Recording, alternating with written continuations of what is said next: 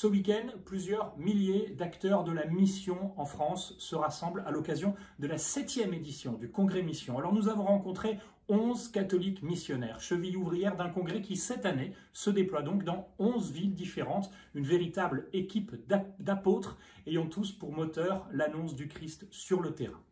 Le 5 octobre, la commission indépendante sur les abus sexuels dans l'Église va rendre public le rapport de l'enquête commandée par les évêques de France.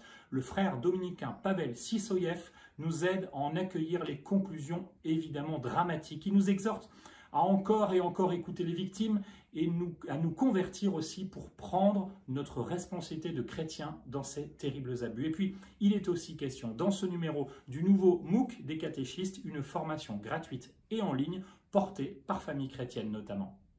Bonjour, à la une de France Catholique cette semaine, le grand retour des anges. Fini les angelots du New Age des années 80, ils reviennent, mais avec une discrète évidence dans nos vies. Nous vous expliquons à travers un grand entretien avec la spécialiste des anges, Anne Bernet, comment les prier et comment expliquer leur place dans l'histoire de notre salut, comment cultiver aussi avec eux finalement une amitié angélique parce qu'ils sont là pour nous soutenir dans les épreuves. Nous vous proposons aussi de vous emmener sur la terre des anges, à Notre-Dame-du-Lot, le sanctuaire Notre-Dame-du-Lot dans les Hautes-Alpes, où la voyante Benoît Trancurel les a aperçus, les a vus, les a fréquentés à plus de 600 reprises dans sa vie, au XVIe siècle et au XVIIe siècle. Et puis nous vous proposons un zoom sur les aumôniers des hôpitaux, qui sont les grands oubliés de la crise sanitaire. Et on s'interroge du coup sur leur statut. Beaucoup de choses à découvrir donc dans France Catholique. Belle semaine et bonne lecture. Elles sont notre patrimoine commun, essentiel aux enjeux écologiques actuels et à venir. Nos forêts, pourtant, les forêts françaises notamment, sont particulièrement et de plus en plus menacées.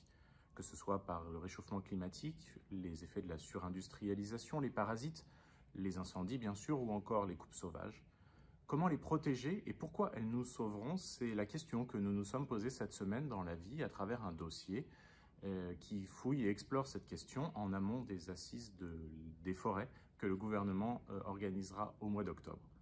Parallèlement, en kiosque actuellement, vous pouvez retrouver 2 hors-séries édités par La Vie. Le premier, Oser la bienveillance avec Mathieu Ricard, et le second, L'Atlas des femmes, coédité avec Le Monde. Tout cela donc est à retrouver en kiosque bien sûr, mais aussi dès maintenant sur notre site internet lavie.fr et notre application mobile. Bonjour, cette semaine dans Le Pèlerin, un sujet qui ne manque pas d'air, les éoliennes. Vous le savez, l'implantation de ces géants aux pales tournoyantes s'intensifie en France, soulevant ça et là un vent de contestation. Alors loin de moi l'envie de brasser de l'air, encore moins de dire ce qui est beau ou laid, utile ou vain. Vous savez, notre époque a le goût des extrêmes, il y aurait forcément les pros ceci, les anti cela. Mais ces enjeux environnementaux, énergétiques et patrimoniaux méritent mieux que des postures caricaturales. C'est cette complexité que notre enquête veut prendre en compte pour comprendre ce qui se joue dans nos campagnes et au large de nos côtes. Autre sujet de la semaine, ne manquez pas notre longue et belle rencontre avec un grand homme, Robert Badinter. Il y a 40 ans, la peine de mort était abolie en France. Robert Badinter, qui l'a combattu avec ardeur comme avocat, puis comme garde des Sceaux, le redit dans nos colonnes. Elle sera un jour un vestige de l'histoire partout dans le monde. Pour Le Pèlerin, il réaffirme sa confiance dans ce processus universel, dans cette évolution vers plus d'humanité. C'est à retrouver dès maintenant en kiosque.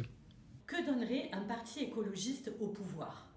La primaire, à l'issue de laquelle Yannick Jadot a officiellement été désigné candidat à l'élection présidentielle par le parti Europe Écologie Les Verts, cette primaire donc a amené la rédaction de réformes à s'interroger sur la faisabilité d'un programme écologiste porté par un gouvernement.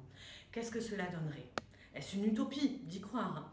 Ou est-ce que l'utopie ne consisterait pas plutôt à penser que nous pouvons encore nous en sortir par la technique ou la politique des petits pas?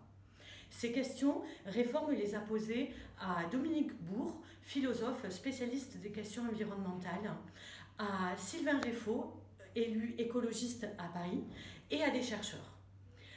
Nous donnons également la parole à Frédéric Rognon sur le sens d'une convergence entre le combat écologiste, le féminisme, l'antispécisme, l'antiracisme et d'autres encore. Je vous invite à découvrir ces éclairages dans nos pages ainsi que bien d'autres sujets.